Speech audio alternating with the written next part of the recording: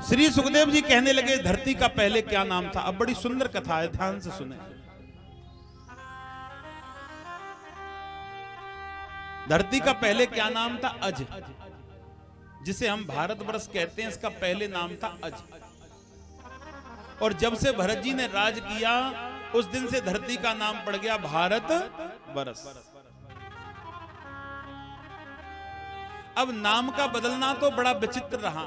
अंग्रेजों का राज आया तो नाम बदल दिया। दिल्ली का नाम था इंद्रपुरुष, उसका नाम दिल्ली रख दिया।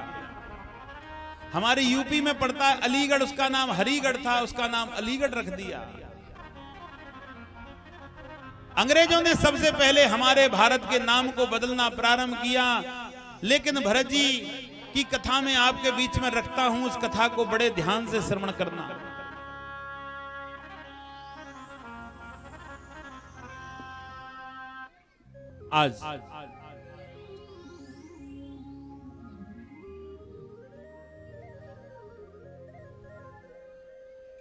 आज उसी समय भरत जी का जब एक घर में जन्म हुआ तो भरत जी ने मन में सोचा कि मैंने मोह ममता में जन्म ले लिया। मोह सकल ब्यादिन कर मूला, ताते उपजत नए नए सूला। एक बार मोह करने से अनेकों सूल तैयार होते हैं। सूल किसे कहते हैं? अनेकों झंझट। पहले माता पिता से प्रेम था, अब पत्नी हो गई, पत्नी से हो गया, बच्चे हो गए, बच्चे से हो गया, मित्र हुए, मित्र से हो गया, भाई हुए, भाई से हो गया। अब प्रेम इतना बढ़ता गया कि मैं मोह के जंजाल में फंस गया। अब मोह के जाल से मैं कैसे निकलूं? मोह के जंजाल से निकलने की कौन सी विधि है?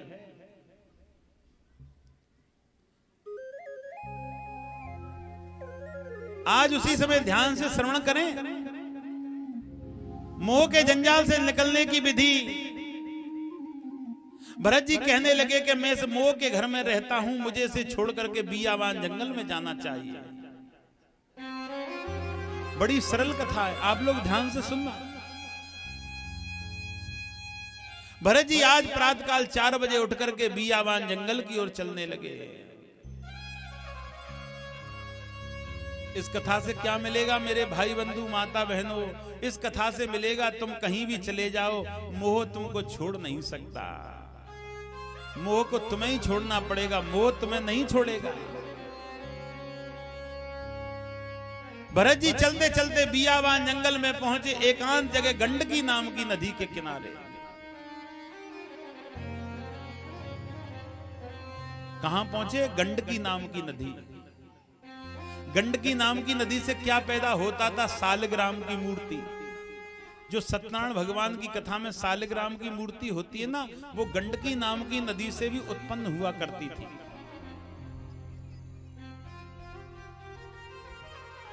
उसी जगह जाकर के भगवान के तप करना शुरू कर दिया। मैं एक बात कहूं, गृहस्थी में रह करके प्राणी को 1 घंटे के लिए तपेश्वरी बनना चाहिए।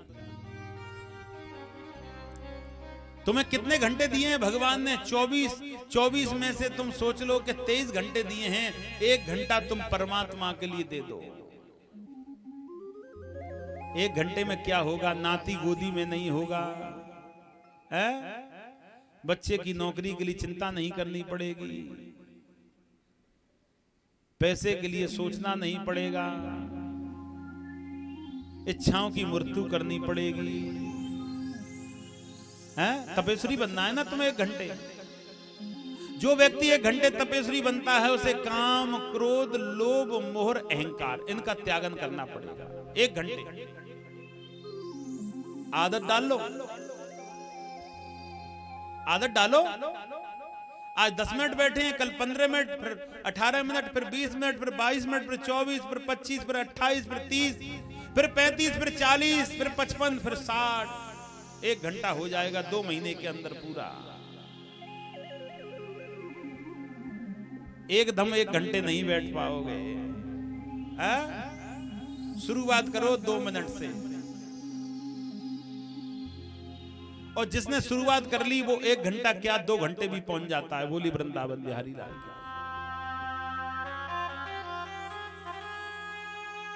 जिसने तुमको धन दिया, जिसने तुमको जिसने सुंदर देह दी, जिसने घर दिया, क्या उसके लिए 1 घंटा कम है? तुम समझते हो मैंने ज्यादा कर दिया उसके लिए? बहुत कम है। जिसने सब कुछ दिया है उसको 1 घंटा देना। माताओं, विशेष तरीके से ये कथा की आज का ज्ञान है। अच्छा, 1 घंटा कहां मिलेगा? अब दिन में किसी कमरे में बैठोगे तो कोई ना कोई बच्चा वगैरह उदम करेगा तो मन भटक जाएगा। एकांत जगह चाहिए।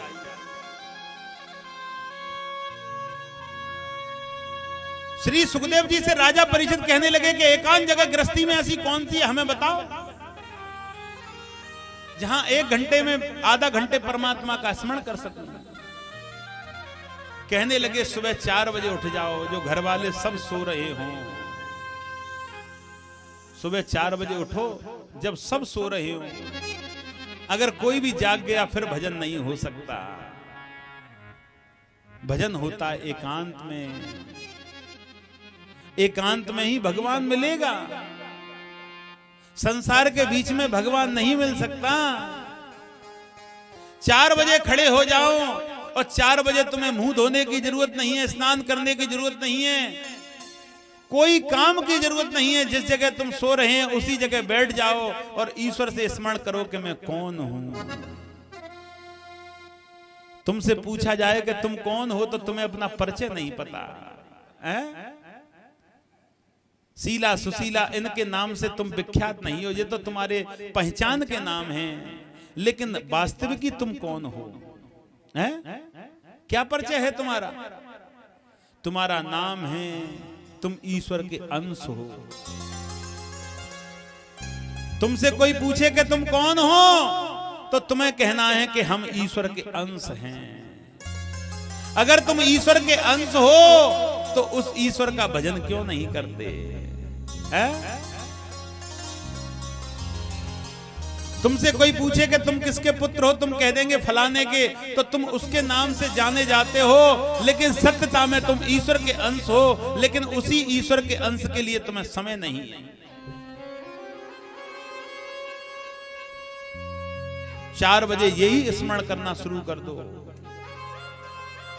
हे ईश्वर, तूने हमें धरती पर भेजा है और धरती पर भेजने के बाद में अब कोई ऐसा नियम बताओ जिस नियम से तू मुझे मिल जाए। ध्यान से सुनना, बड़ी कठिन कथा है।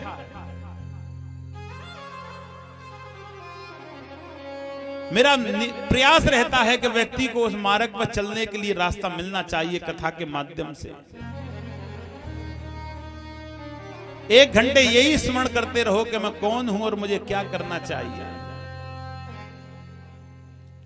ऐसा स्मरण आप करते रहोगे तो भगवान तुम्हें एक दिन कहेगा कि तू मेरे नाम का भजन कर।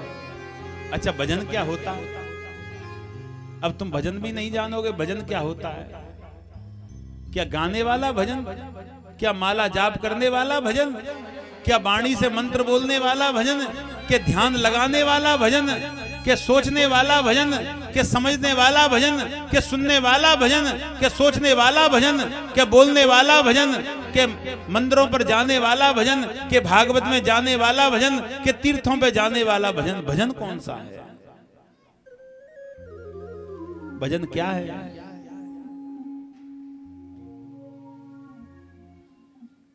भजन कब पता पड़ती है कि मैं भजन कर रहा हूं? हे मूर्ख प्राणी, भगवान को ध्यान करते समय तू संसार को भूल जाए, समझ लेना सत्य भजन वही है। बोलिए वृंदावन बिहारी लाल। क्योंकि भगवान कहता है जो मुझको जानता है वो संसार को भूल जाता है, और वो संसार को जानता है वो मुझे भूल जाता है। सच्चा भजन वही है। कोई सा भजन बोलो, कुछ भी सोचो, अरे तुम कुछ भी मत बोलो, ध्यान कर लो उसको, वही भजन है। ध्यान करने वाला,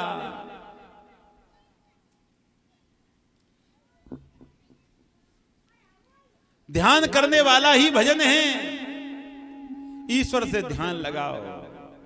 हे ईश्वर, मैं बड़ा सौभाग्यशाली हूं जिसने तूने मुझे इतना सुंदर शरीर दे दिया। अगर कुत्ता बना देता तो डंडे खाता रहता, सूअर बना देता तो नालियों में घूमता रहता, कीड़ा बना देता तो किसी गोबर में डला रहता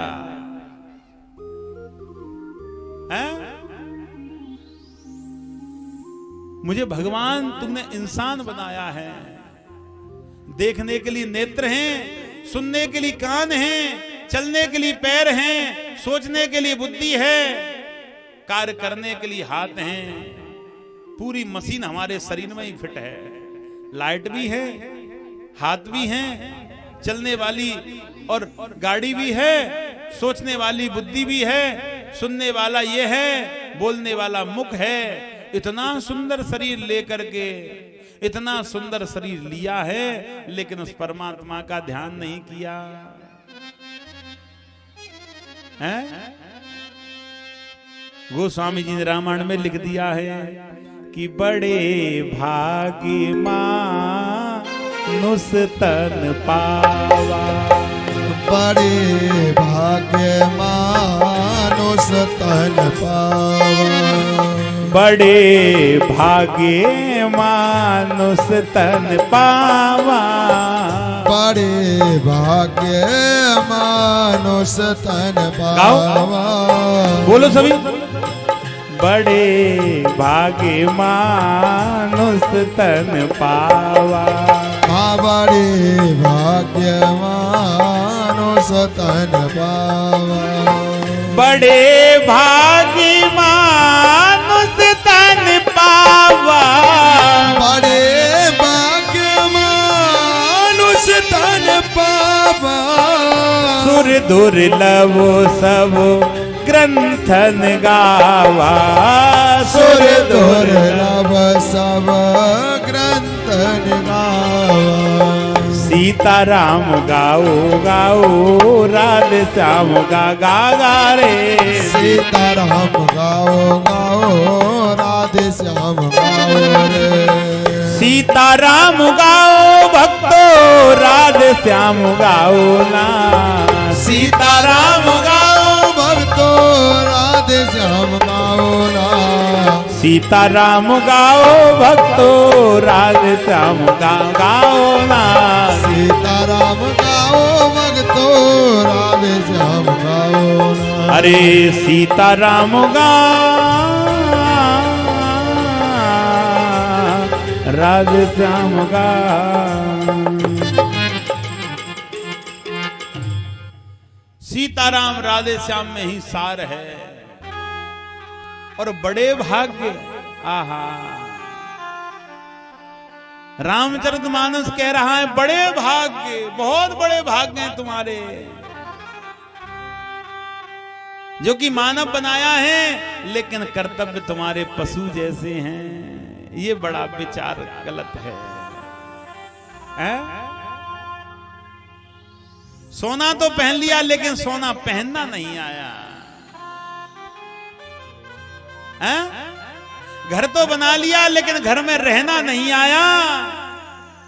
वस्त्र तो सिलवा लिए, लेकिन वस्त्र को पहनना नहीं आया है?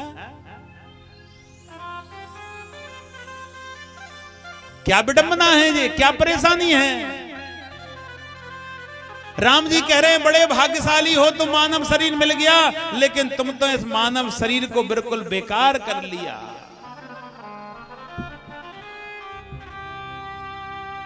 10,000 रुपए खो जाते हैं, पूरी रात नींद नहीं आती। ये तो अरबों का शरीर है, इसको वृथा तुम बिगाड़ रहे हो। क्या मतलब है?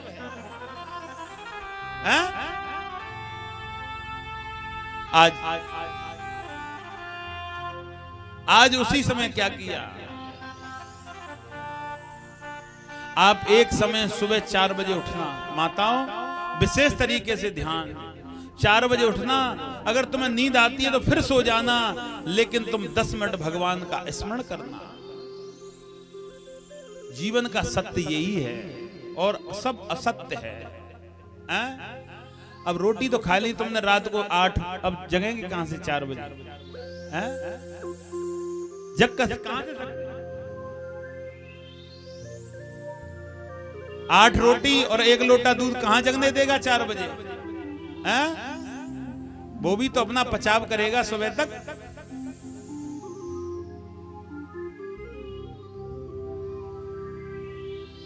तुम लोग जीने के लिए खाते हो या खाने के लिए जीते हो? किसी संत ने पूछा कि भैया जीने के लिए खाते हो या खाने के लिए जीते हो? कैसे? मैं एक सुंदर कथा तुमको बतला रहा हूं, ध्यान से सुनना। एक जंगल में संत रहते थे, गांव का एक लड़का उनका शिष्य बन गया। ध्यान से सुनना। और गुरुजी के पास डेली जाए, चरण दबा के आए। एक दिन 2 महीने बाद गुरुजी के पास में गया, और गुरुजी के पास में गया तो गुरुजी तो तपस्या में लगे थे। बेटा कहने लगे लाओ गुरुजी की कुटिया साफ कर दूं। ध्यान से सुनना। शिष्य गुरुजी की कुटिया सफा करने लगा। कुटिया में क्या देखा कि पोटरी बनी हुई रखी है काय की। उस पोटरी में रखी रोटियां सूखी बहुत सारी। लड़के ने उन रोटियों को उठाया, कहने लगा हमारे गुरुजी बड़े आलसी हैं, रोटी फेंकते नहीं है, पोटरी बना के रख ली है। उसने सारी रोटी दी, कुत्तों को डाल दी। गुरुजी तपस्या से आए, कोठरी में देखा, अरे भैया मेरी रोटियां कहां गई, मेरी मधुकरी कौन ले गया? कहने लगा गुरुजी जाने कितने दिन की सूखी रोटी मैंने उठाई और कुत्तों को डाल दी। बेटा तुमने गजब कर दिया कि क्या कि अब मुझे 1 महीने भूखा रहना पड़ेगा। क्यों? कि महीने में पूरे महीने में दिन होते हैं 30, मैं 29 दिन तपस्या करता हूं, 1 दिन तपस्या नहीं करता। कि क्यों? कि एक दिन उठ करके सुबह पूरे गांव से भिक्षा मांगता हूं, और पूरे गांव से भिक्षा मांग करके दोपहर से रोटी बनाना शुरू करता हूं। रोटी बनाते रात्रि के 9 बज जाते हैं, और एक ही दिन में सारे आटे की रोटी बना के बांध के रख देता हूं, क्योंकि तपस्या से मुझे समय नहीं मिलता।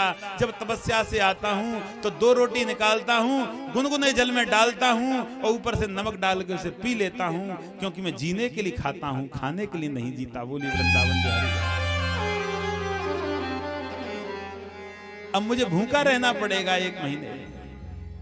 मेरा कहने का तात्पर्य है, इस कंठ से नीचे उतर करके सबका स्वाद खत्म हो जाता है। जब तक भोजन मुंह में घूम रहा है, जब तक स्वाद है, और जब कंठ से नीचे उतरता है तो वो क्या हो जाता है, धीमे धीमे उसका स्वाद खत्म होता हुआ चला जा रहा है, और धीमे धीमे जाके वो मल बन जाता है। बोली वृंदावन बिहारी। उस भोजन के लिए व्यक्ति ने संसार को त्यागने की ठान ली है, हैं? भोजन इतना करो कि भजन की जगह रहे। जब पूरे कमरे को तुम घेर लोगे तो भजन कहां बैठेगा? हैं? भाई पेट में तो इतनी जगह है, उस जगह को भी तुम पूरा भर लो भोजन से, तो भजन की जगह कहां रहेगी? हैं? क्योंकि भोजन से ज्यादा भर जाएगा तो नींद आएगी, और जब नींद आएगी तो भजन नहीं हो सकता है? फिर भजन नहीं हो पाएगा।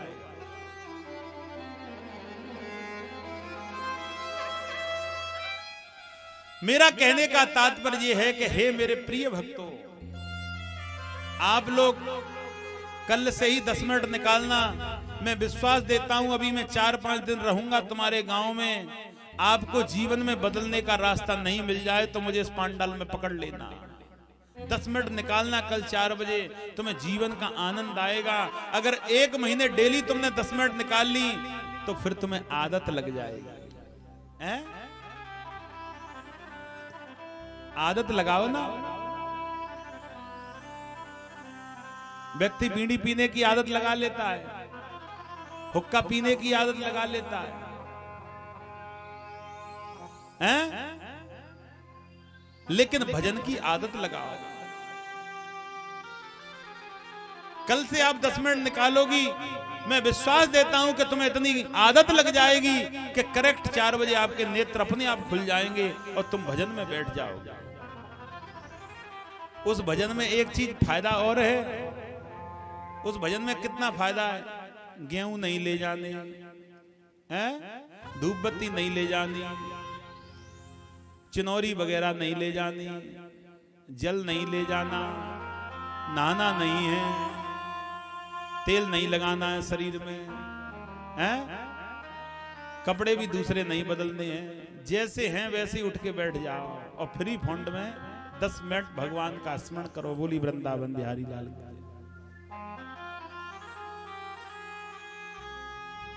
ऐसा स्मरण करो आप लोग।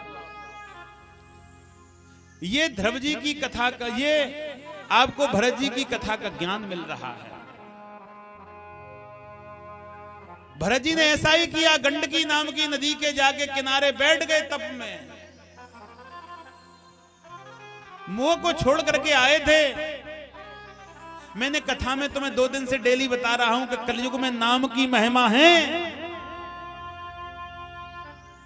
धूप बत्ती अगरबत्ती लड्डू पेड़ा की ये तो मन की आस्था है, लेकिन सच्चे तो नाम की महिमा है।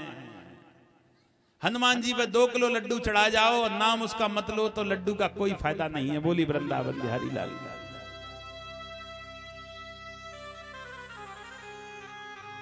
भागवत कथा में तुम 1 कुंटल अन्न चढ़ा जाओ, लेकिन नाम मत लो भगवान का तो कोई फायदा नहीं है।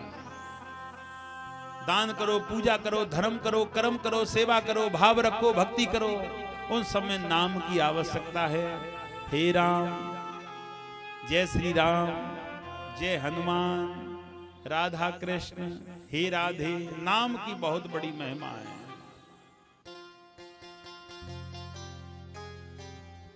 तो ऐसी नाम की महिमा को आप लोग इस प्रकार से रखिए कि भगवान की जीवन में आपको अवश्य आनंद की प्राप्ति हो। तो आज गंडकी नाम की नदी के किनारे बहुत समय तक रहे।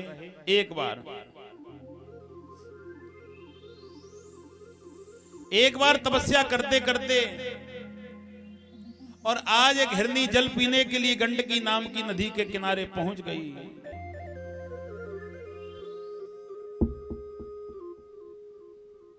और गंडकी नाम की नदी में जल पीने लगी। लेकिन भरत जी तो भगवान की तपस्या में लीन है।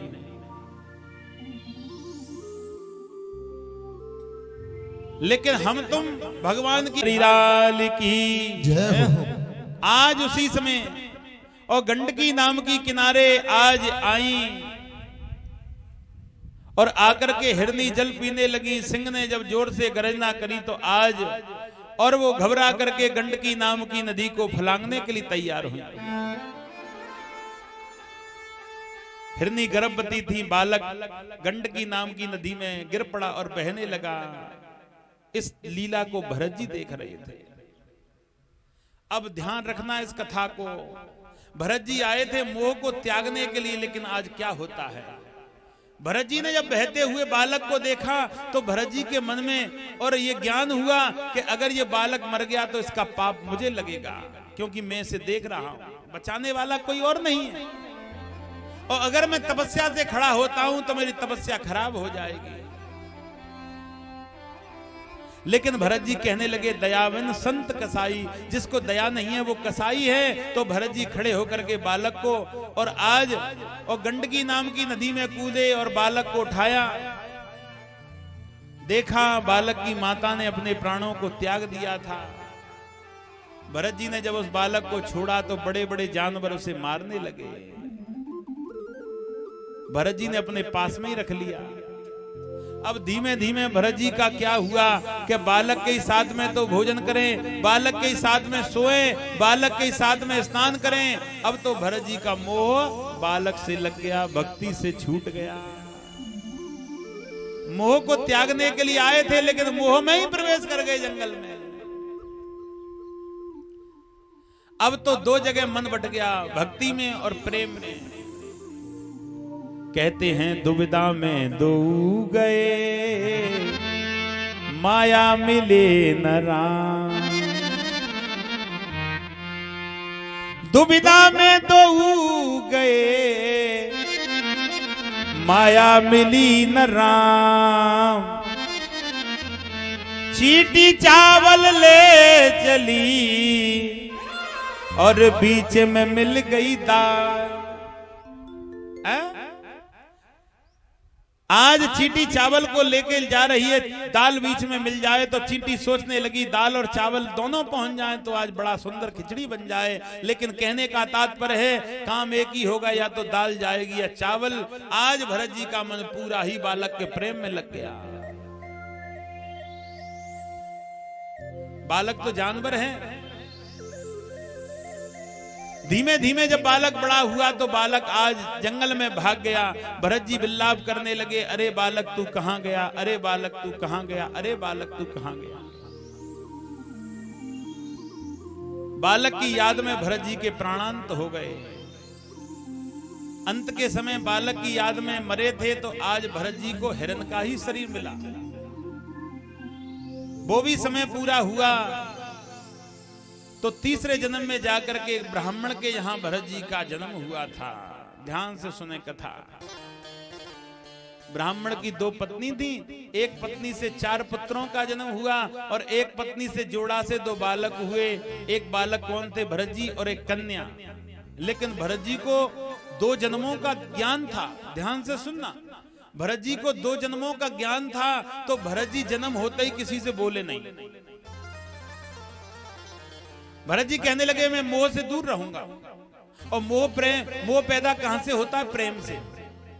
हैं? और प्रेम पैदा कहां से होता है? भक्ति जब कम हो जाती है। और भक्ति जब कम कब होती है? जब संगत बिगड़ जाती है। संगत कब बिगड़ती है? रंगत बिगड़ जाती है। रंगत कब बिगड़ती है? जब भोजन गलत करते हैं। भोजन कब गलत करते हैं? जब कमाई गलत होती है। कमाई गलत कब होती है? जब बुद्धि का विनाश हो जाता है। बुद्धि का विनाश कब हो जाता है? जब भक्ति क्षीण हो जाती है। और भक्ति क्षीण कब होती है?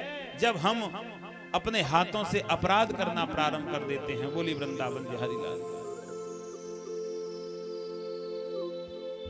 जब हम लोग अपराधी हो जाते हैं।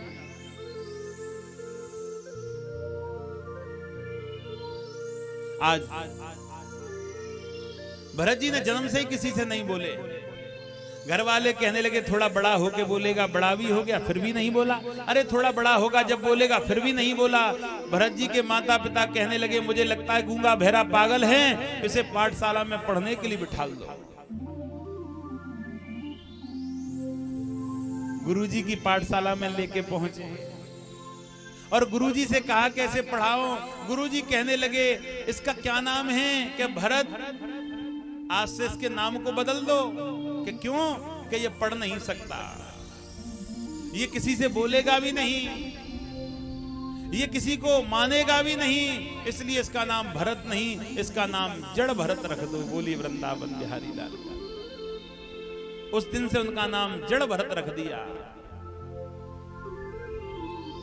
माता पिता दोनों मर गए।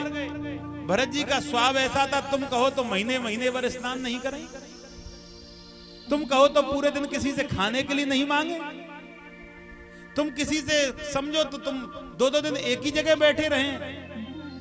क्योंकि उनको शरीर से मोह नहीं था, उनको भक्ति से प्रेम था, उनको ज्ञान से प्रेम था, उनको मोक्ष से प्रेम था, उनको ईश्वर की भक्ति में आनंद था, उसको भक्ति में रस मिलता था। इसलिए उसे इस शरीर का कोई ख्याल नहीं था, वो तो भगवान की भक्ति में मदमस्त रहते थे।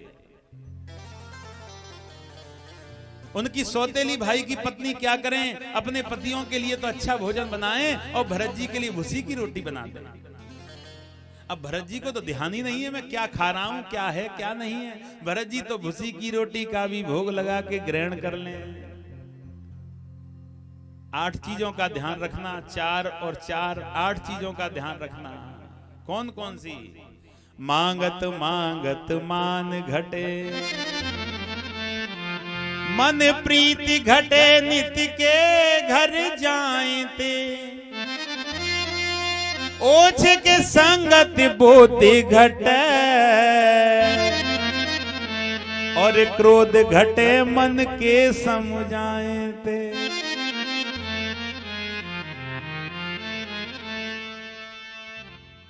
कोई भी हो, किसी के यहाँ जल्दी जल्दी मत जाओ। पहले जाओगे सम्मान होगा, दूसरी बार जाओगे कम हो जाएगा, तीसरी बार जाओगे और कम हो जाएगा, चौथी बार जाओगे और कम हो जाएगा, 5वीं बार जाओगे और कम हो जाएगा। धीमे धीमे वो बोलना ही छोड़ देगा। बोली वृंदावन बिहारी लाल। स्वभाव अपनाओ। मैं जहां भी कथा करता हूं, चाहे मेरे मिलने वाले हजारों हों, लेकिन 7 दिन तक अपनी कथा अपने कमरे से मतलब रखता हूं। बोली वृंदावन बिहारी लाल। मेरी जरूरत किसी को होगी तो मिल जाएगा मुझसे, नहीं होगी तो कोई बात नहीं। मैं जबरदस्ती मिलने के लिए क्यों जाऊं। बोली वृंदावन बिहारी लाल। अपने लिए तुम ऐसा कुछ कर लीजिए कि तुमसे और मिलने के लिए जाएं, तुम किसी से नहीं पहुंच पाओ, ऐसे बन के दिखाओ। मांगत मांगत मान घटे, मन प्रीत घटे, नित के घर जाए ते किसी से कुछ मांगो मत डेली। ओछे की संगत बुद्ध घटे, छोटी सोच वाले व्यक्ति की संगत मत करो। छोटी सोच वाले व्यक्ति की संगत करोगे तो तुम्हारी भी सोच छोटी हो जाएगी। अच्छी सोच वाले की संगत करो, भक्ति की प्रचार करता हो उसकी संगत करो, अच्छे मार्ग पर चलता हो उसकी संगत करो। अपने बच्चे को ऐसे दोस्त बनवाओ जिसके दोस्त माता पिता की सेवा करते हो, ऐसे दोस्त मत बनवाओ जो माता पिता का अपमान करते हो। तुम्हारे पुत्र को भी वो बिगाड़ देंगे। बोली वृंदावन बिहारी लाल। जब कभी क्रोध आए तो एक कमरे में चले जाओ जिस कमरे में कोई जाता नहीं हो, और कुर्सी डाल के उस कमरे में 20 मिनट बैठे रहो, क्रोध अपने आप शांत हो जाएगा। बोली वृंदावन बिहारी लाल। 4 और 4 कौन सी? खाओ पियो चखो मत, देखो भारो तको मत, बोलो चालो बको मत, खेलो कूदो थको मत। हैं? जो आ गया चाका चुकी मत करो, ठाकुर जी का भोग लगाओ और शुरू। सोच मत करो अभी और किसान गेहूं काटने के लिए नहीं पहुंचे, मैं कहां से चला जाऊं। दुनिया को मत देखो, अपना काम करना शुरू कर दो। ऐसी वाणी बोलो जो किसी को अच्छी लगे, कड़वी वाणी मत बोलो। संसार में कितना भी काम कर लो, लेकिन घर जाके ये मत कहो कि तुम्हारे पीछे मैं बर्बाद हो गया, काम करते करते मर गया, लेकिन मुझे सुख नहीं मिला। सुख पत्नी नहीं दे सकती, सुख बच्चे नहीं दे सकते, सुख घर नहीं दे सकता, सुख पैसे नहीं दे सकते, सुख गाड़ी नहीं दे सकती, सुख वस्त्र नहीं दे सकता, सुख संसार नहीं दे सकता है?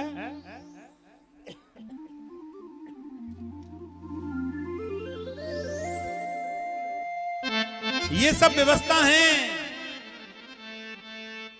वस्त्र से, घर से, पत्नी से, बेटे से, पड़ोसी से, माता से, पिता से, गाड़ी से, घोड़े से, इनसे सुख का कोई मतलब नहीं है। ये तो व्यवस्था है।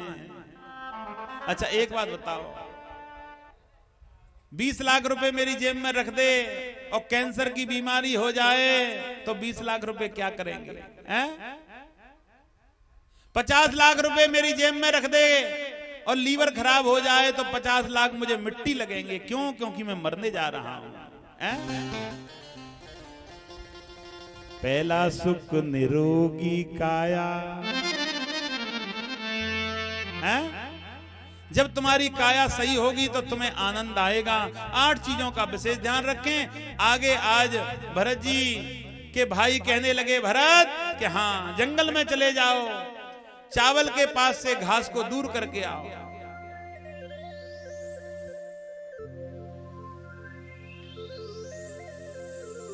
माता बहनों को यह नहीं पता कथा कितने बजे शुरू होती है।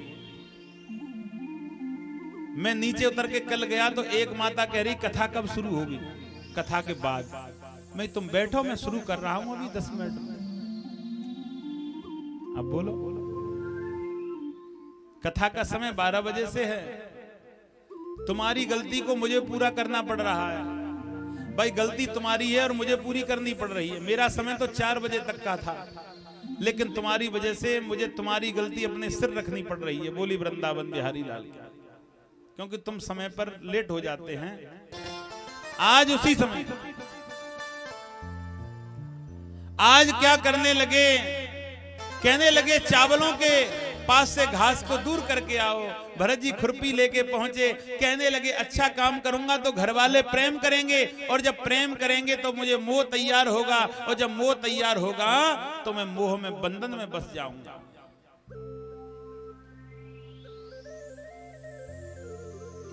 चावल के पौधों का ढेर लगा दिया। ध्यान से सुने। चावल के पौधों का ढेर लगा दिया और आज भरत जी को मारने लगे, तुम मूर्ख हो। दूसरे दिन कहने लगे बगीचे में जाओ, पक्षियों को भगाना। भरत जी जब बगीचे में पहुंचे तो सारे पक्षी भरत जी रोने लगे, मेरी वजह से अपने अन्न को छोड़ के भाग गए। हाथ जोड़ के भरत जी कहने लगे, आओ रे भाई तुम चुंग ले खे, आओ रे भाई तुम चुंग ले खेत, यहाँ छोड़ो तुम खाली रेत, राम की चिड़िया राम को खेत, चुंग ले चिड़िया भर भर पे। बगीचे को उजाड़ दिया। भरत जी के भाइयों ने मार पीट करके उनको घर से बाहर भगा दिया। जब भरत जी को घर से बाहर भगा दिया, भरत जी आज क्या करने लगे कि रास्ते के किनारे बैठे हुए हैं और रास्ते के किनारे भरत जी अभी तक बोले नहीं है। भरत जी कभी नहीं बोले, ध्यान से सुनना। आज उसी समय रास्ते के किनारे भरत जी बैठे हुए हैं। राजा रघुगण तीर्थ यात्रा के लिए जा रहे, 4 कहार उन्हें ले जा रहे हैं। एक कहार उनमें से परेशान हो गया, कहने लगे कहीं से नया मजूर मिले। भरत जी दिखाई दिए, ध्यान से सुने। भरत जी दिखाई दिए, भरत जी का हाथ पकड़ा, पालकी में लगा दिया। भरत जी किसी से मना ही नहीं करते, चल दिए पालकी को लेकर। वर्षा ऋतु का समय था, छोटे छोटे जीव गिजाई घूम रही। भरत जी कहने लगे अगर इनके ऊपर मेरा पैर पड़ गया तो जाने कितनी जीव हत्या होगी। भरत जी ने जोर से छलांग मारी तो कहीं तो राजा रघुगण, कहीं पालकी, कहीं तीनों कहार।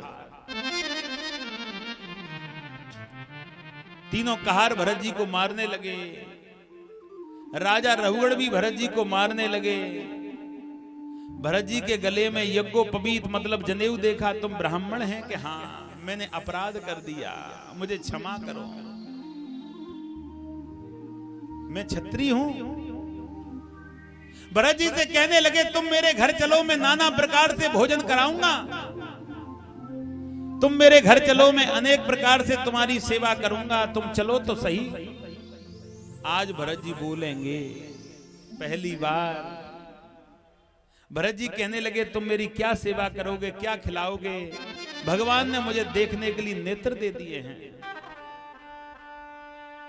सुनने के लिए कान दे दिए हैं, चलने के लिए पैर दे दिए हैं, कार्य करने के लिए हाथ दे दिए हैं,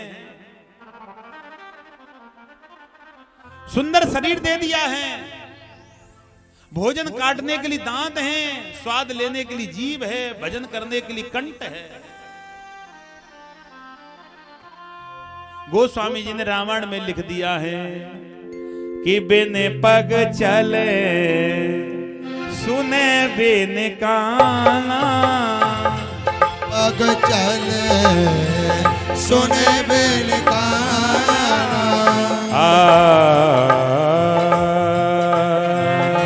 रामा ओ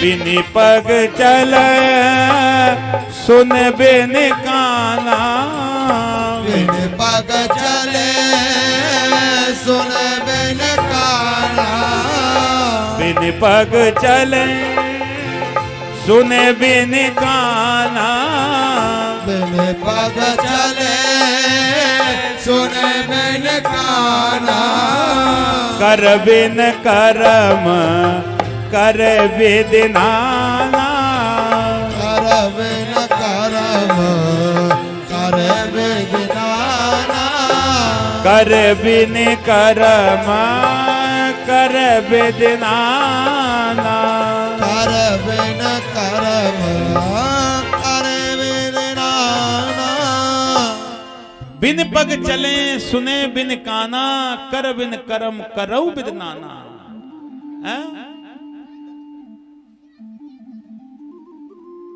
क्या दोगे तुम मुझे?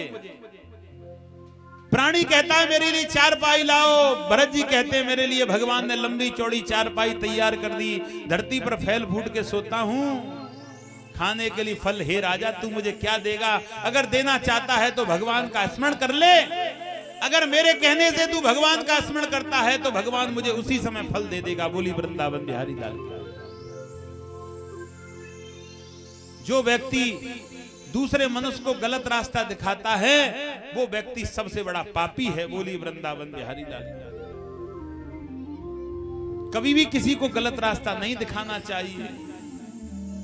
भरत जी तपस्या में चले गए और राजा रहुगण और तीर्थ यात्रा के लिए चल दिए। बोली वृंदावन बिहारी लाल की जय हो।